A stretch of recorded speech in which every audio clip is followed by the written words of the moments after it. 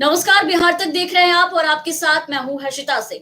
मुजफ्फरपुर जिला का कुर्नी विधानसभा क्षेत्र, जहां आने वाले 5 दिसंबर को उपचुनाव होने वाले हैं, इस सीट पर अपना कब्जा जमाने के लिए बिहार की लगभग तमाम पार्टियां जो है वो जाति गुना भाग करने में लगी हुई है और सभी अपने अपने प्रत्याशियों के लिए प्रचार कर रहे हैं, पूरी तरीके से जोर आजमाइश कर रहे हैं।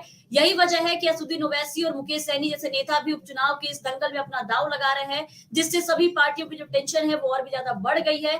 लगातार कुर्नी सीट को लेकर के हम चर्चा कर रहे हैं, आपसे बस कुछ ही दिन बच गए हैं इस चुनाव में। और आज हमारा लाइव का जो विषय है वो ये है कि कौन होगा कुर्नी का गेम चेंजर, और इसी पे लाइव बातचीत करने के लिए हमारे साथ हमारे सीनियर जर्नलिस्ट आलोक पांडे जी हमारे साथ हैं, इनके साथ ही डॉक्टर राजीव सिंह हमारे राजनीतिक विश्लेषक ये भी हमारे साथ हैं। दोनों ही बहुत बहुत स्वागत है सर आपका हमारे लाइव में।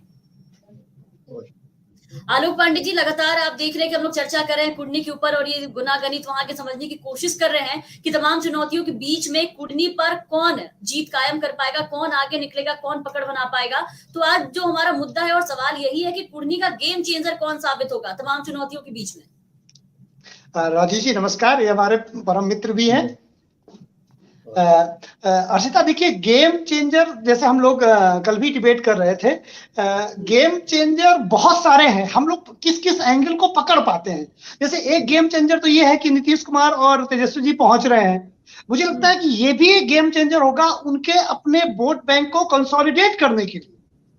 एक गेम चेंजर ये भी हो सकता है कि विकास को लेकर के लोग थोड़ा सा उसमें बातचीतों पर चर्चा करने लगे, ये भी एक गेम चेंजर हो सकता है। लेकिन अगर दो बड़े गेम चेंजर की हम बात करें, एक तो ये कि जो फ्लोटिंग वोटर है, जो नीतीश कुमार और तेजस्वी के जाने के बाद वो कंसोलिडेट होगा, एक गेम चेंजर ये। और दूसरा जो एआईएम और वीआईपी पार्टी है, ये किस तरह से परफॉर्म करते हैं। ये दो चीजें ऐसी होंगी कि जो जितना अच्छा खेल लेगा, जो जितना अच्छा वेल प्लेड कर लेगा, बीजेपी या जो गठबंधन है, तो वो फिर गेम चेंजर साबित हो। राजीव जी हमारे साथ हैं, इनसे भी इसका जवाब लेना चाहेंगे। राजीव जी, क्या लग रहा है कुर्नी उपचुनाव को देखते हुए? देखिए, मैं कुर्नी उपचुनाव को जो है मैं चुनाव नहीं मानता हूँ। ये एक तरह से जो है ये बिहार की राजनीति के भविष्य को तय करेगा, चाहे वो गठबंधन की बात हो, चाहे वो बीजेपी की बात हो। कहीं कहीं जो बिहार की जो राजनीति है ये एक प्रयोग है। और मुझे लगता है चाहे अगर नीतीश कुमार की, मुझे लगता है भाजपा से ज्यादा जदयू और नीतीश कुमार की प्रतिष्ठा इससे जुड़ी हुई है। और मैं आपको एक चीज, ये मेरा स्वयं का व्यक्तिगत आकलन है, अगर कहीं ना कहीं अगर जदयू हारती है वहां से, तो हो सकता है कि हमें ये भी संभावना दिखे कहीं आरजेडी भी इस पर पुनर्विचार करेगा, जदयू खुद भी पुनर्विचार करेगी और भाजपा का जो मनोबल है वो काफी हाई हो जाएगा। तो इसलिए मैं कह रहा हूँ कि कुर्नी से भी उपचुनाव नहीं है, ये आगे आने वाले विधानसभा चुनाव और लोकसभा के लिए बिहार में एक प्रयोग है और वो डिपेंड करेगा कि एक चुनाव किस तरफ जाता है। अब रही बात की कुर्नी चुनाव में परिणाम किस तरफ आएगा, मेरा ये मानना है कि देखिए जो मुख्य लड़ाई है वो जेडीयू वर्सेस बीजेपी में है। मुकेश सहनी भी वहां पे हैं, लेकिन जो मुकेश सहनी जो है, जिनको अभी जो राजनीतिक रूप से अभी वो पीछे चल रहे हैं, वो कहीं ना कहीं वो अपनी पहचान बनाने के लिए कसमस कर रहा है, अपना जो वजूद बनाने के लिए वहां पे वो चाह रहे हैं। तो मेन जो लड़ाई है ये कुर्नी में, ये जो है भाजपा वर्सेस महागठबंधन में है। और ये इस बात पे डिपेंड करेगा कि कौन अपने वोट बैंक में सेंधमारी ना होने दे। आप देखिए भाजपा जो है मुकेश सहनी पे काफी आक्रामक, वीआईपी पे काफी, जो पार्टी है उस पर काफी आक्रामक होती है। वहीं आप देखिए महागठबंधन जो है ओबीसी पे काफी हमला करती है, क्योंकि दोनों को टेंशन एक दूसरे से। भाजपा को टेंशन जो है वो वीआईपी से है, क्योंकि वीआईपी का जो वोट बैंक है वो वोट बैंक कहीं नहीं भाजपा का है। तो जितने वोट बैंक इसको मिलेंगे भाजपा को नुकसान होगा। महागठबंधन जहां की बात है वो ओबीसी पे इसलिए आक्रामक होती है कि वहां के जो उम्मीदवार है मुर्तजा जी, जो एआईएम के उम्मीदवार है, वो जितना वोट लेंगे तो उसके लिए महागठबंधन के लिए नुकसान होगा। इसलिए मैं कह रहा हूँ, इसलिए कहीं ना कहीं जीत उसी की होगी जो अपने वोट को बचा के रखे।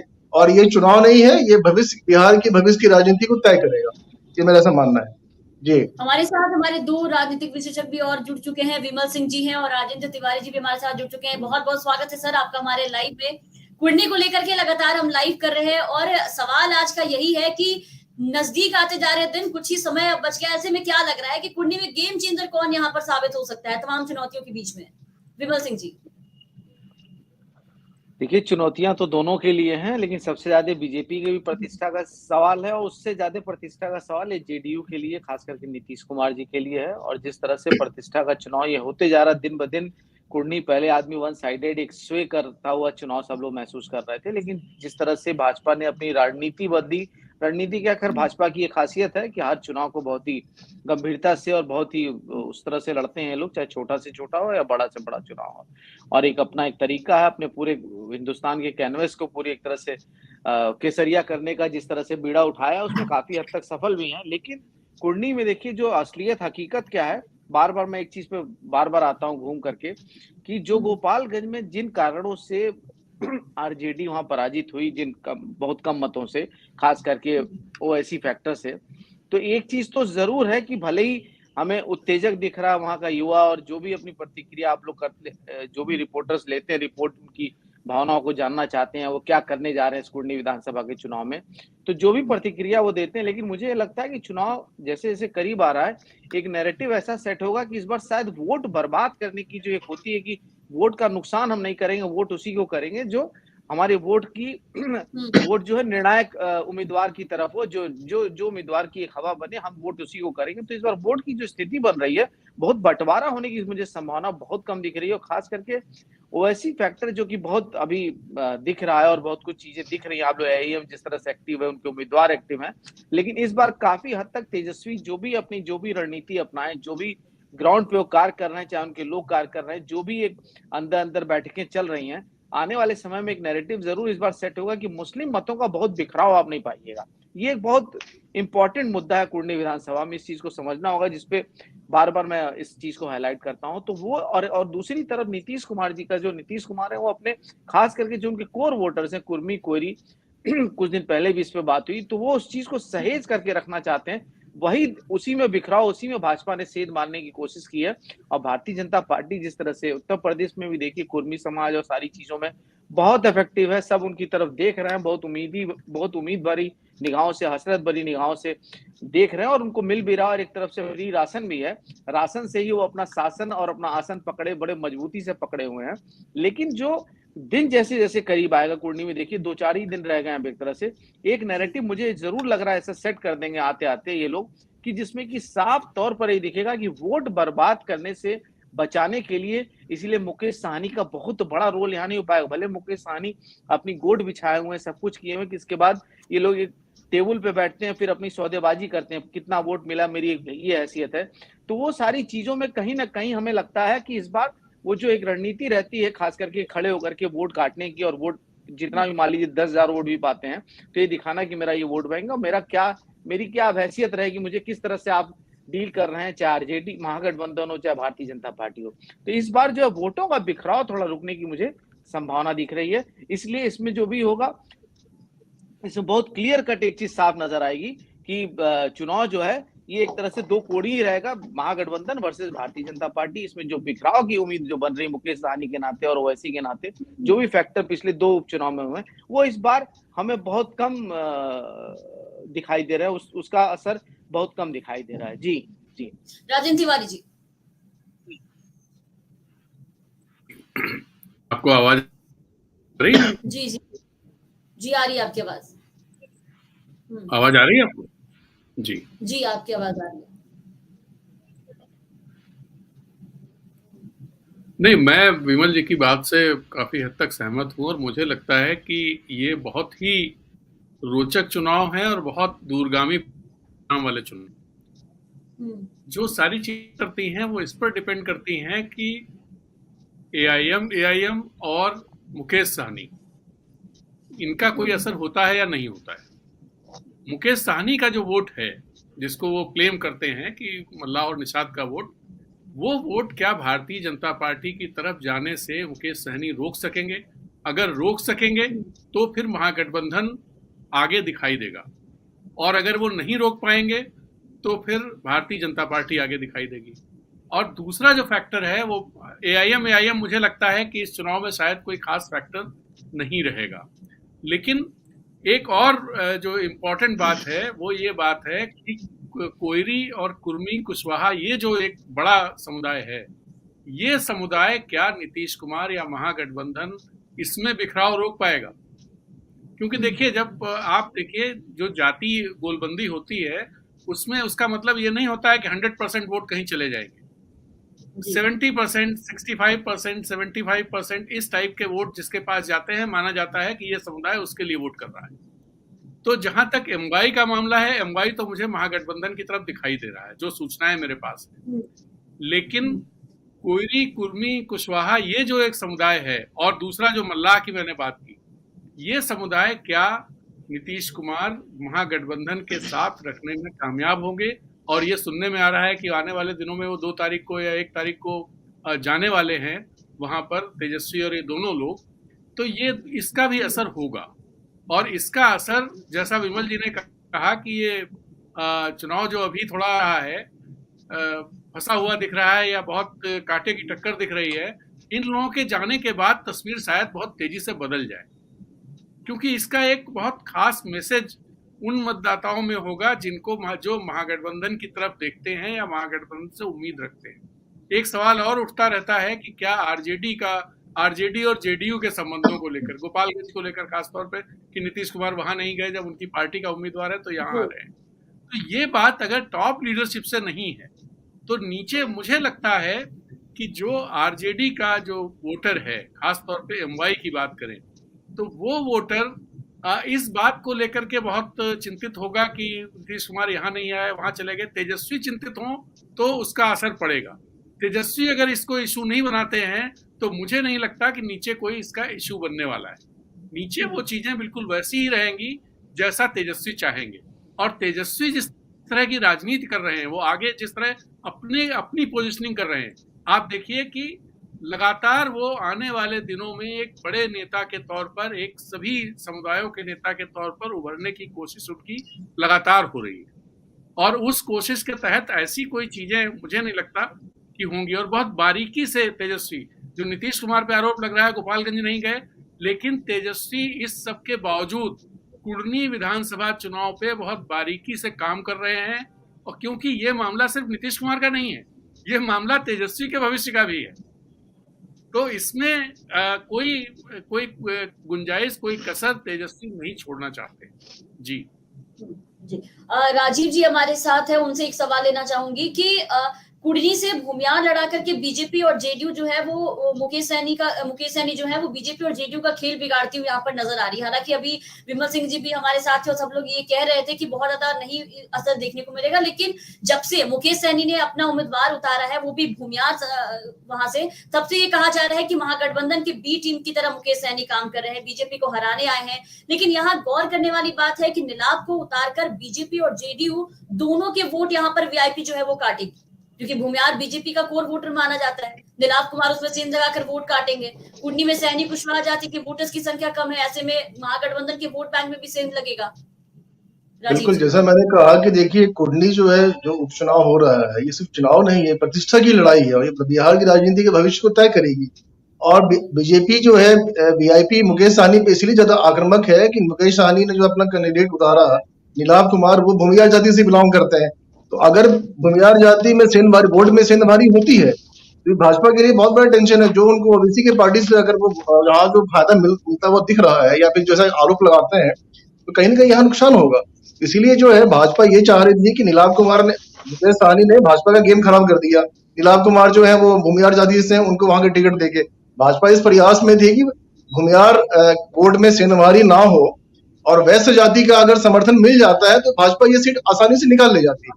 मैं आपको बताऊं अर्षिता, कल मेरी बात हो रही थी जदयू के और बीजेपी के कुछ बड़े नेताओं से बात हो रही थी, जैसा हम देख भी रहे हैं कि लगातार कैंप कर रहे हैं।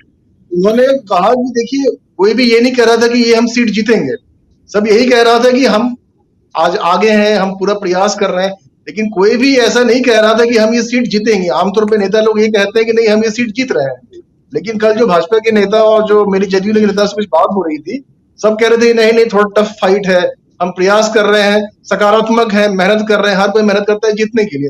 अब बताइए, जो वहां पे जमीन पे जो कार्यकर्ता है, जो नेता है, वो भी कह रहे हैं कि नेक टू नेक फाइट है।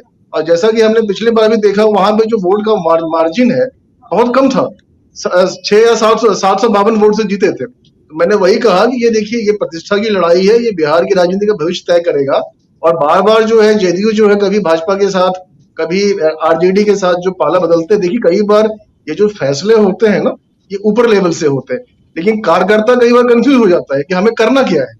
इसीलिए इसी के प्रयास से वहां देखिए 23,000 यादव वोट है, 22,000 वहां मुस्लिम वोट है। इसीलिए अभी सूचना आ रही है कि 2 दिसंबर को, जैसा कि विरोधी आरोप लगाती है चाचा भतीजा की जोड़ी, ऐसी खबरें आ रही है 2 दिसंबर को नीतीश कुमार और तेजस्वी यादव एक साथ मंच साझा करेंगे और इस बात का संदेश देंगे कि देखिए आपको वोट खराब नहीं करना है, क्योंकि वहां एक एक वोट कीमती है। हम लोग साथ में हैं, आप लोग भी साथ में रहिए। और कहीं ना कहीं जैसे कि राजेंद्र तिवारी जी भाई साहब कह रहे थे कि बिल्कुल हो सकता है कि 2 तारीख के बाद अचानक से अभी जो नेक टू नेक फाइट लग रहा है, अगर 2 तारीख को चाचा भतीजा साथ में आते हैं और वो समझाने में कामयाब होते हैं तो कहीं ना कहीं ये जो है महागठबंधन की सीट में ये जा सकता है। ये डिपेंड करेगा कि वो समझाने में कितने कामयाब होते हैं। जी आलोक पांडे जी, आपका क्या कहना है इस बात? जी, मेरा ये कहना थोड़ा सा और इसमें जोड़ते हैं, एड ऑन करते हैं। मनोज कुशवाहा जी के विषय में कल हम लोगों ने हर्षिता इस विषय में काफी गंभीर बात की थी, और जो राजीव भाई जो कह रहे हैं हम लोग इस पे इसी नजरिए पर कल हम लोगों ने उस बात को आगे रखा था। बिल्कुल मिलती जुलती बातें हम लोग कल इस पे कर भी चुके हैं, डिबेट कर चुके हैं इस बात को लेके कि कोई ये बात कहने की स्थिति में नहीं है हम इस फाइट को निकाल सकते हैं, क्योंकि जातियों का जो मकर जाल है, अब जहां तक मेरी जानकारी 40,000 तो भूमिहार है, तो एमवाई फैक्टर तो भूमिहार अकेले मैनेज कर दे रहे हैं। तो इसलिए इतना आसान चुनाव नहीं है। ये इतना आसान चुनाव होता तो हम लोग इतने बार इस पे चर्चा नहीं कर रहे होते। ये बहुत कठिन चुनाव है, और नीतीश कुमार भारत की राजनीति में प्रासंगिक होंगे कि नहीं होंगे इस चुनाव से तय होने वाला है। जहां तक मेरी समझ है, आरजेडी की सेहत में बहुत फर्क नहीं पड़ेगा। आरजेडी चुनाव लड़ी नहीं रही है तो उसके सेहत में क्या फर्क आने वाला है। तो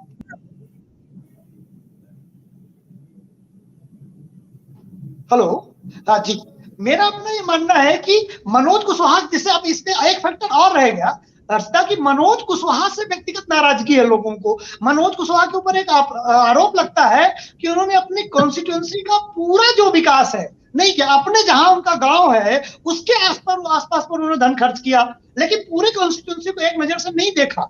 ये लोगों से संवाद नहीं करते हैं, ये भी तो फैक्टर बनेंगे ना। हम बार बार उन बातों पे जा रहे हैं कि एआईएम कैसे करेगा या वीआईपी कैसे करेगा, लेकिन जो केदार गुप्ता और मनोज कुशवाहा की अपनी छवि है, जो इनकी अपनी शक्ति है, ये भी एक कारण बनेगा। और मनोज कुशवाहा की छवि बहुत अच्छी नहीं है, लोगों के मन में नाराजगी है, ये मिलने नहीं जाते। सबसे बड़ी समस्या हर्षिता ये होती जब आप चुनाव जीत जाते हैं और फिर जनता से संवाद नहीं रखते। लोकतंत्र में संवाद बहुत मायने रखता है, टू वे कम्युनिकेशन, और मनोज जी ने टू वे कम्युनिकेशन नहीं रखा है। मनोज जी ने टू वे कम्युनिकेशन नहीं रखा है हर्षिता। तो इसलिए हमें ये बात को ध्यान रखना होगा कि वीआईपी और हम तो कारण रहेंगे ही रहेंगे, लेकिन मनोज कुशवाहा की जो व्यक्तिगत नाराजगी है ये भी चुनाव फैक्टर में एक प्रमुख कारण रहेगा, ऐसा मेरा। जी बिल्कुल, ग्राउंड रिपोर्ट पे हमारे संवाददाता मणिभूषण वहां से लगातार जो अपडेट्स भी हमें देख करके आते हैं, लोगों से जो बातचीत होती है, तो जब भी किसी क्षेत्र में मनोज कुशवाहा का नाम आता है तो अक्सर ये देखने को भी मिलता है कि लोग हमेशा ये कहते हैं कि मनोज कुशवाहा जी तो बीच में आते नहीं है, बातचीत नहीं करते हैं। तो थोड़ी बहुत तो नाराजगी है मनोज कुशवाहा को लेकर के, तो बेशक वो देखने को मिलती है। विमल सिंह जी के पास आना चाहेंगे कि सर, मछली बात की राजनीति कितना असरदार होगी यहाँ पे, क्योंकि नीलाभ कुमार को लेकर के अगर क्षेत्रों में वहां पर जाकर लोगों से बातचीत करें तो लोगों का ये कहीं ना कहीं कहना होता है, जब लोगों के बीच जा रहे हैं हमारे संवाददाता, तो उनका ये कहना होता है कि हाँ, नीलाभ कुमार बढ़िया इंसान है, इन पे एक बार भरोसा किया जा सकता है। एक्चुअली कैंडिडेट को लेकर के तो चुनाव एक दिशा में, एक नई दिशा में जा भी सकता है, लेकिन देखिए यहाँ सबसे ज्यादा महत्व क्या रखता है कि खास करके इस चुनाव के अंतिम दिनों में, खास करके आने वाले 24 घंटे से 48 घंटे बहुत इंपॉर्टेंट है। एक ऐसी नैरेटिव सेट होने की चांसेस हो रहे हैं, क्योंकि इसमें पूरी ताकत महागठबंधन भी लगा रही है और भारतीय जनता पार्टी ने हर स्तर के, हर बिरादरी के नेता को वहां एक्टिव किया, क्योंकि भारतीय जनता पार्टी को बिहार में पूरी तरह से अपने को इस चुनाव के थ्रू स्टेब्लिश भी करना है। तो ये एक बहुत प्रतिष्ठा का सवाल है। और जहां तक कैंडिडेट की आप बात बोल रही हैं, तो जैसे अभी मनोज कुशवाहा जी के बारे में अभी चर्चा हो रही थी, पांडे जी बोल रहे थे, बिल्कुल सत्य है। देखिए, सबसे ज्यादा आज का जो वोटर है, खास करके कुछ स्टेटों में और हर जगह भी अब देखा जा रहा है, वो चाहता है कि सीधे संवाद, आम आदमी से उसका संवाद होना चाहिए। अब वो वक्त चला गया कि आप कमरे में बैठे रहते हैं और अपने वोटर्स को कंट्रोल करते हैं। अब वोटर ये चाहता है कि हमारे साथ चारपाई पे बैठे, मेरी बातों को सुनो, मेरे बीच दिखे। तो ये जो कला कह लीजिए, चाहे मेहनत कह लीजिए, जो भी व्यक्ति इन चीजों से दूर रहता है, खास करके राजनीति में, तो अपनी कहीं न कहीं जगह कमजोर करता है। लेकिन कभी कभी क्या होता है, विधानसभा का एक उपचुनाव है और वैसे भी सत्ताधारी दल को थोड़ा बहुत तो एज रहता ही है, प्रैक्टिकल सी बात है। तो और प्लस बीजेपी के लिए भी एक तरह से बहुत बड़ा एक मैसेज जैसे बार बार हो रहा है कि एक सेमीफाइनल है 2024 के पहले का। सेमीफाइनल अभी कहना बहुत जल्दबाजी होगी, लेकिन ये जरूर है कि एक प्रतिष्ठा का चुनाव है, क्योंकि यहाँ पर 2 उपचुनाव में जिस तरह से भारतीय जनता पार्टी ने 1-1 का जो मैच एक तरह से हुआ है, कल बात हो रही थी, इक्वल हुआ है, 1 ऑल का जो मैच हुआ है, तो इसमें खास करके देखिए गोपालगंज और खास करके मोकामा में जो भी परिस्थितियां रही उसके बारे में अब चर्चा करने का कोई फायदा नहीं। देखिए कुर्नी में क्या है कि सबसे इंपॉर्टेंट है अब यहाँ पर डायरेक्ट कैंडिडेट से ज्यादा जो पार्टियां हैं वो खुद इसको अपना प्रतिष्ठा बना ली हैं, और जिस तरह से जमीन पे जाकर के खास करके महागठबंधन भी और भारतीय जनता पार्टी की तो ये महारत है, वो तो अपने लोगों को एकदम जोड़ के रखती है। तो एक सेकंड पांडे जी, तो ये देखिए दोनों अपने ग्राउंड स्तर पे जिस तरह से मेहनत कर रहे हैं, कौन अपने वोटर्स को कितना निकाल लेता है, और इसमें जहां तक वोट कटवा वाली जो बात है वो इस बार यहाँ चलने की संभावना बहुत कम है, क्योंकि सबने समझ लिया कि वोट कटेगा तो नुकसान होगा हमारा। गोपालगंज की सीट से महागठबंधन ने बहुत बड़ी सीट ली है, तो इसलिए यहाँ पर एक कोशिश है कि भले वो आपको रोज प्रचार में नहीं दिख रहे हैं, लेकिन इस तरह की नैरेटिव और लोग जिस तरह से उनके लगे हुए हैं, तो एक आने वाले 24 से 48 घंटे में एक माहौल ऐसा बनेगा जिसमें आपको क्लियर कट एक मैसेज मिलेगा कि चुनाव जो है सिर्फ 2 पार्टियों के बीच संबंधित रहेगी और किस तरह से इसके रिजल्ट जो है एक दूरगामी परिणाम की तरह साबित होंगे। जी पांडे जी कुछ कहना चाह रहे थे, आलोक जी बोलिए। हर्षिता, जितना मैं राजनीति को समझ पाया हूं, हम लोग प्रेडिक्शन पर बेस्ड होते हैं, पूर्वानुमान पर बेस्ड होते हैं, लेकिन याद रखिए राजनीति में चुनाव 2020 वाला हो गया है, आखिरी बॉल तक नहीं पता चलता है कि विजेता कौन होगा। हमने पिछली रणनीति बनाई, महागठबंधन ठीक है वो अपनी रणनीति बना रहा होगा कि वो गलती ना करें, लेकिन बीजेपी कोई नई रणनीति बना रही होगी ना कि हम दूसरा काम करें। क्योंकि याद रखिए, एक बार मैं सचिन का इंटरव्यू सुन रहा था तो वो कहता था कि मैं कोशिश ये करता हूं कि मैं पिछली बार की तरह से आउट ना हो, और बॉलर क्या कोशिश करता है कि मैं नए तरीके से आउट करूं। तो राजनीति में हर चुनाव नया होता है। अगर महागठबंधन कोई रणनीति बना रही है तो क्या बीजेपी कोई रणनीति नहीं बना रही होगी? वो उसी बैटिंग पे खेलेगी जो उन्होंने गोपालगंज पे खेला है। इतना आसान नहीं है। मुझे लगता है रणनीतियां अंदर चल रही होंगी और उन रणनीतियों में माइक्रो मैक्रो दोनों मैनेजमेंट चल रहा होगा। एक एक वोट की लड़ाई है, क्योंकि मैंने कल जैसा कहा था कि मैनपुरी उत्तर प्रदेश में और कुर्नी विधानसभा का चुनाव बिहार में, ये दोनों चीजें क्षेत्रीय दलों का, नीतीश कुमार का भारतीय राजनीति में भाग्य तय करने वाला होगा। तो हर्षिता, मुझे बहुत सालों बाद कोई ऐसा उपचुनाव मिला कि एक एक सीटें बड़े बड़े नेताओं का भविष्य तय करने जा रहे हैं, तो ये इतना आसान नहीं होगा। इसमें जो छोटी सी गलती कर ले जाएगा वो हार जाएगा चुनाव। अच्छा, जैसे हम ये कह रहे हैं कि 1-2 तारीख तक नीतीश कुमार जी जाएंगे, हवा बदल जाएगी, ऐसा कोई जरूरी है क्या कि हवा बदल जाएगी? ऐसा जरूरी नहीं है, क्योंकि राजनीति में वार और पलटवार दोनों चलते हैं। और हर्षिता, आप देखिएगा, अगर हम लोग डिबेट जिस दिन रिजल्ट आएगा अगर उस दिन बैठे होंगे तो मुझे बड़ा आश्चर्य नहीं होगा कि ये सीटें कहो कांटे की टक्कर चल रही होगी, 500 वोट से वो आगे, 50 वोट से वो आगे, और शाम को जाके निर्णय होगा कि 1000 वोट से कौन जीता। ये चुनाव बहुत कठिन है और इसका पूर्वानुमान हम सिर्फ लगा सकते। बिल्कुल, और बीजेपी तो रणनीति तैयार करेगी, क्योंकि उनके लिए कहीं ना कहीं बिल्कुल नाक की लड़ाई, क्योंकि यही है वो सीट जो उनके लिए 2024 का रास्ता भी तय करेगी। राजीव सिंह जी हमारे साथ है। राजीव सिंह जी, आपसे ये सवाल है कि यहाँ पर आपको कौन से वोटर जो है वो बिल्कुल निर्णायक भूमिका में नजर आ रहे हैं?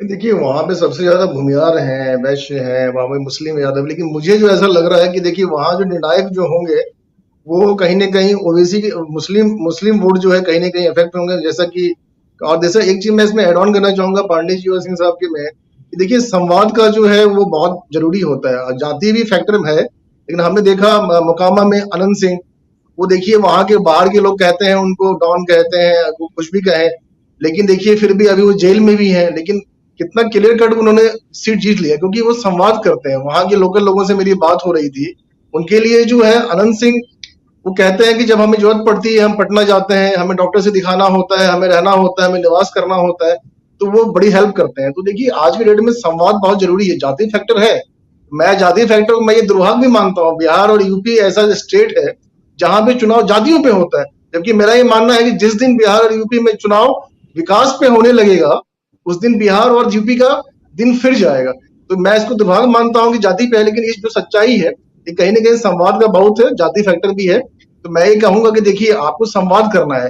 नीलाभ कुमार की जहां तक आपने जो प्रश्न पूछा, नीलाभ कुमार की जो है वहां पे जो लोकल है वहां पे कहीं उनकी खुद की छवि और इनको जो परिवारों की छवि अच्छी है। लोग ये कहते हैं कि वो सामाजिक कार्यकर्ता है, लोगों की मदद करते हैं, जो कि मनोज कुशवाहा के बारे में और केदार गुप्ता के बारे में लोग कहते हैं कि वो आते नहीं है, बातें नहीं करते, रिचेबल नहीं है। लेकिन सबसे ज्यादा राजनीति में ये होता है कि अगर मैंने अपने विधानसभा क्षेत्र के किसी आदमी को वोट दिया, अगर वो जीतते हैं, पावर में आते हैं, तो मेरी उनसे ये अपेक्षा होती है कि वो हम तक पहुंच रख सके, मैं उन तक पहुंच रख सकूं। और आजकल देखिए, आजकल हाईटेक जमाना है, हम लोग बिहार तक देख रहे हैं। आजकल देखिए टीवी वगैरह कोई नहीं देखता, आजकल हर कोई मोबाइल पे ट्विटर, मोबाइल पे फेसबुक, सब कुछ वही देख रहा है। तो आजकल देखिए हर कोई आदमी संवाद करना जानता है कैसे करना। संवाद का बहुत जरूरत है। और मैं ये कह रहा हूँ कि आपने जो प्रश्न पूछा था, यहाँ पे मेरा जो मानना है कि यहाँ मुस्लिम वोट जो है और भूमियार, ये दो काफी निर्णायक भूमिका में होंगे। और जिसका बस हर पार्टी को ये प्रयास करना है कि उनके वोट का बिखराव ना हो, दूसरी पार्टी किसी उसके वोट बैंक में सेंधमारी ना कर, और चुनाव वही जीतेगा। और मैं वही फिर से कह रहा हूँ कि फाइट जो है नेक टू नेक रहेगी। ये प्रतिष्ठा का विषय है। अगर जेडीयू और नीतीश कुमार अगर हारते हैं, देखिए हमेशा जेडीयू जब भाजपा से अलग हुई थी 4 महीना पहले, उन्होंने कहा कि नहीं हम अलग नहीं हुए, ये अंतरात्मा की आवाज, देश की आवाज, भारत की आवाज के नाम पे अलग हुए, क्योंकि भाई नीतीश कुमार को प्रधानमंत्री बनना है। अगर ये चुनाव कहीं ना कहीं जेडीयू हार जाती है, तो मुझे लगता है कि उनके खुद के प्रतिष्ठा पे और जो प्रधानमंत्री का जो हवा चल रहा है, उस पर बहुत बड़ा प्रश्न चिन्ह लगेगा। जी, तो अभी हमें नेक टू नेक फाइट है, हमें देखना है कि आगे क्या होता है। जी हर्षिता जी, इसमें एक चीज जो एक लाइन में हम समराइज करना चाहेंगे। जो चाचा भतीजे की बात हो रही, तो उत्तर प्रदेश में भी चाचा भतीजे का खेल चल रहा है, बिहार में भी चल रहा है। तो ये चुनाव जो है चाचा भतीजे की राजनीतिक भविष्य और राजनीतिक विरासत तय करेगा, खास करके भतीजे के लिए। दोनों जगह के अगर दलों का अगर हम बात उठाएं, तो एक तरह से ये दोनों उपचुनाव ऐसे हैं जिसपे सबकी नजर है, सिर्फ दिल्ली की नजर नहीं है, बाकी और प्रदेशों से भी लोगों ने नजर बना के रखी हुई है कि चाचा भतीजे की राजनीतिक दिशा अब क्या होती है और इसके बाद दशा क्या होती है। सारी चीजों पे ध्यान है। लेकिन एक चीज जरूर हम कहेंगे इसमें कि जिस तरह से दोनों जगहों पे अगर देखा जाए, तो जो एक मेहनत या एक नैरेटिव, एक तरफ सिंपैथी का चुनाव हो रहा है उत्तर प्रदेश में, और यहाँ पर जो एक नैरेटिव सेट करने की बात हो रही है, तो दोनों चुनाव बहुत ज्यादा। और देखिए, ये बार बार कहना कि भारतीय जनता पार्टी के लिए प्रतिष्ठा की बात है। भारतीय जनता पार्टी के लिए ग्राम प्रधान का चुनाव भी प्रतिष्ठा रखता है, और चाहे वो प्रधानमंत्री का चुनाव क्यों ना हो। तो भारतीय जनता पार्टी की कार्यशैली अलग है, उससे तो सीखना चाहिए। उससे तुलना करना मतलब आप अपने को और कमजोर कर रहे हैं, क्योंकि उनकी कला हर गेंद पर, जैसा पांडे जी बोल रहे थे, हर गेंद पे वो बदलते हैं अपने पैतरे को, और पैतरा बदलने के लिए बहुत मेहनत करनी होती है। देखिए, अगर आपकी हसरत बहुत बड़ी है, तो उसी हिसाब से आपको कसरत करनी होगी, तभी आप वो ख्वाब पाल सकते हैं, अपना पैमाना बड़ा कर सकते हैं। तो ये चुनाव दोनों की दिशा और दोनों की विरासत, दोनों का भविष्य तय करेगी। चाचा भतीजे की बात कर रहे हैं, जो कि आपके चैनल के माध्यम से बात हम लोग चाहते हैं लोग सुने और समझे। तो इसलिए उत्तर प्रदेश और बिहार का दोनों ये उपचुनाव बहुत महत्वपूर्ण है, और दोनों पूरा संघर्ष करेंगे। इसलिए चुनाव बड़ा ही, जैसे कहते हैं, बड़ा इंटरेस्टिंग, एक तरह से फाइनल मैच की तरह देखा जाएगा, और सबको इंतजार है इसकी काउंटिंग का और वोटिंग वाले दिन का भी। जी हर्षिता, इसमें मैं एक चीज जोड़ना चाहूंगा। जैसा कि भाई साहब कह रहे थे चाचा भतीजा की सेहत पे असर पड़ेगा, बिल्कुल सहमत है। लेकिन मुझे ऐसा लगता है कि अगर महागठबंधन हारता है, तो भतीजा की सेहत पे कम असर पड़ेगा, लेकिन चाचा की सेहत पे बहुत क्योंकि जो प्रधानमंत्री की जो हवा जो है, वो मुझे लगता है कि वो मुझे बिल्कुल बहुत, इसीलिए मुझे लगता है कि अगर महागठबंधन चुनाव हारता है, तो चाचा की सेहत पे बहुत ज्यादा असर पड़ेगा। भतीजा तो फिर भी उभर जाएंगे, लेकिन चाचा को उभरने में बहुत टाइम लगेगा। जी, ये मैं ऐड ऑन करना चाह रहा हूँ। आलोक पांडे जी, फाइनल कमेंट। हर्षिता, मैं तो ये कहता हूँ, मुझे कभी कभी लगता है, शरारत भरी बात में हो सकता है, इसका बहुत लॉजिक नहीं है, लेकिन मैं कह देता हूँ कि उत्तर प्रदेश जो चाचा भतीजे वो ब्लड रिलेशन में है, और जो बिहार वाले चाचा भतीजे हैं वो केवल मुजवानी चाचा भतीजे हैं, तो उनकी बात में ज्यादा भरोसा नहीं करते। ये उत्तर प्रदेश से अलग है, पहला। दूसरा बताएं, जो बिहार वाले भतीजे हैं वो चाहते हैं चाचा नीचे जाए तो हम ऊपर आए, दोनों एक साथ ऊपर नहीं जा सकते, एक को नीचे जाना पड़ेगा। तो कहीं ऐसा ना हो कि भतीजा बोले यार हमारा वोट थोड़ा कम निकले, अच्छा है चाचा की हवा थोड़ी कम हो जाए। तो एक साथ देखिए, मैं अंदर की बात कह रहा हूँ, व्यंग्य है, पर मेरा चिंतन है इसमें गंभीर।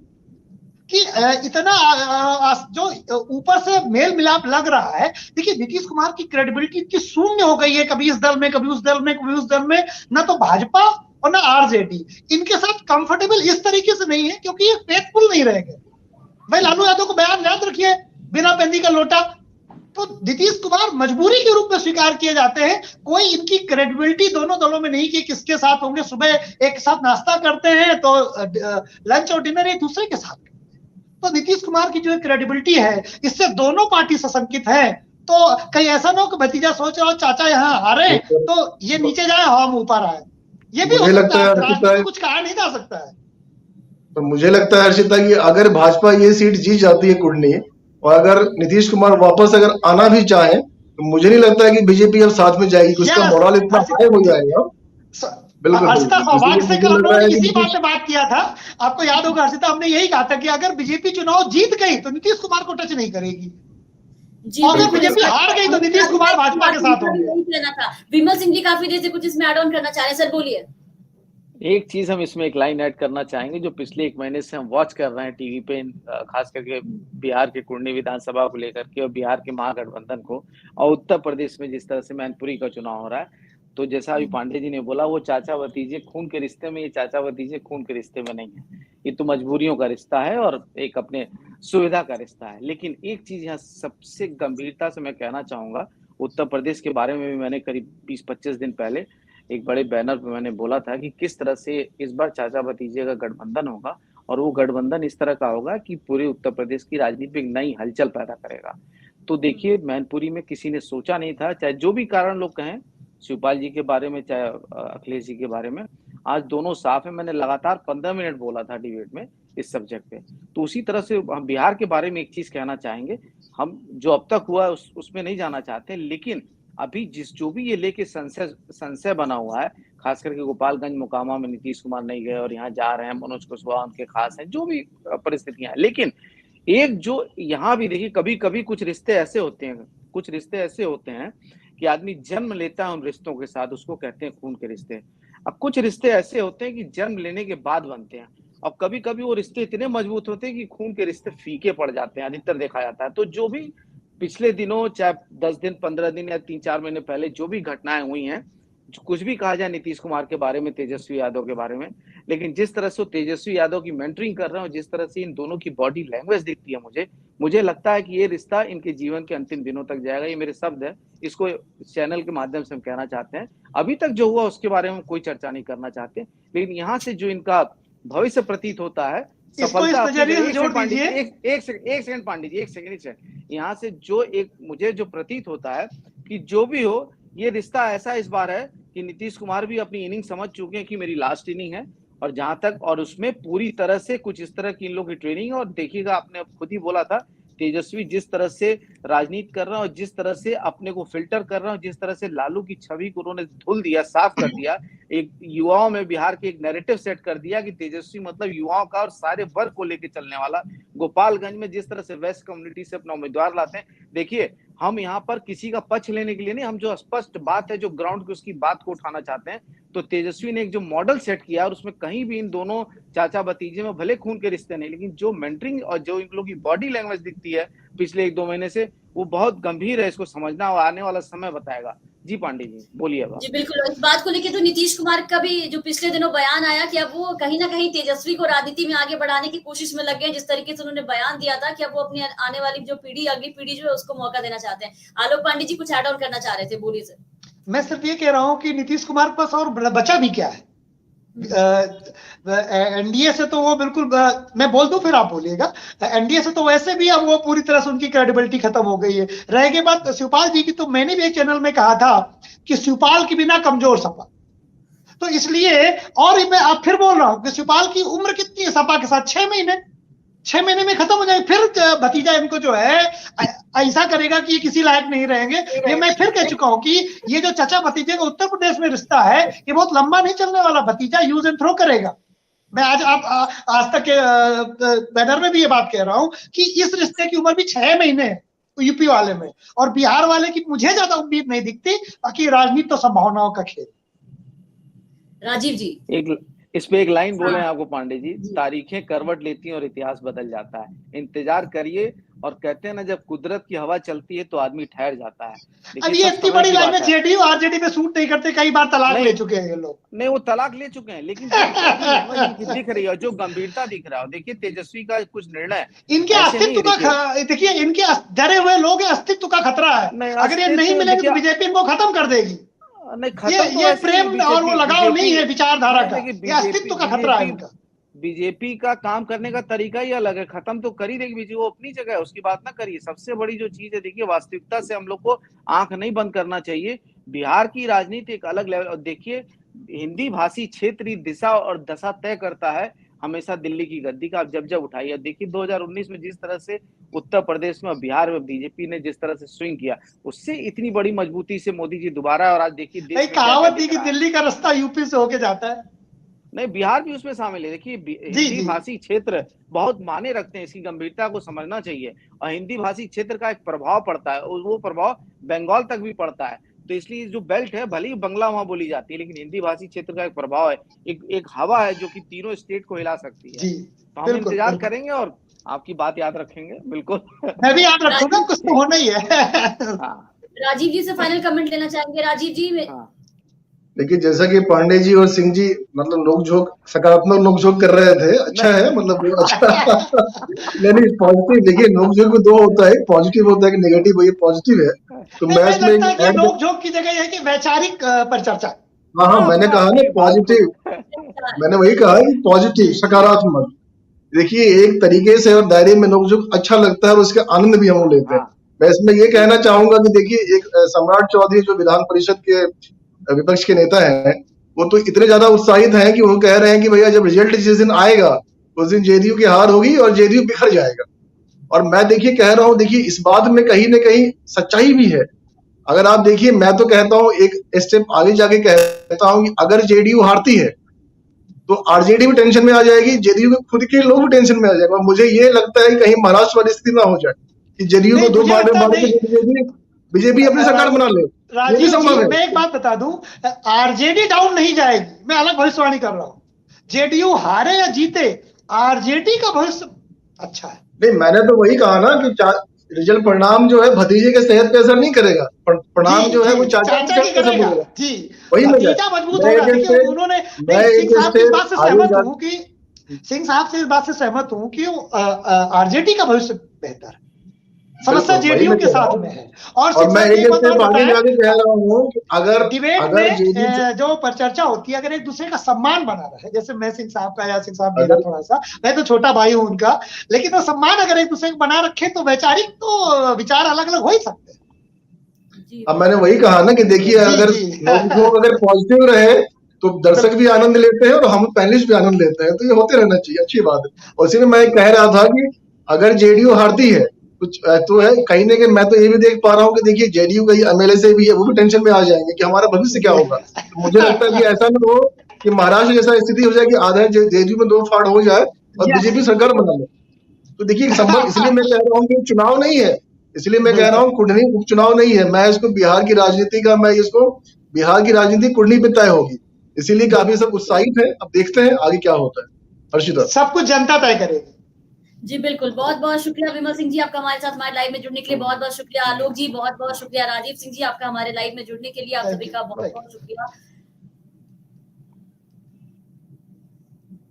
तो लगातार कुर्नी को लेकर के हम राजनीतिक चर्चा जो है वो करते आ रहे हैं और आप तक कुर्नी को लेकर के सारे अपडेट जो है वो पहुंचाते आ रहे हैं। कुर्नी में किस तरीके के समीकरण बन रहे हैं, क्या जातीय समीकरण है, क्या कुछ गुना गणित जो है वो कुर्नी का बैठ रहा है, वो हम आप तक पहुंचाते आ रहे हैं। 5 दिसंबर को कुर्नी में उपचुनाव होने वाले हैं, आपसे बस कुछ ही दिन जो है वो बच गया है, तो तमाम जानकारियां हम आप तक पहुंचाएंगे। आप बने रहे बिहार तक के साथ। धन्यवाद।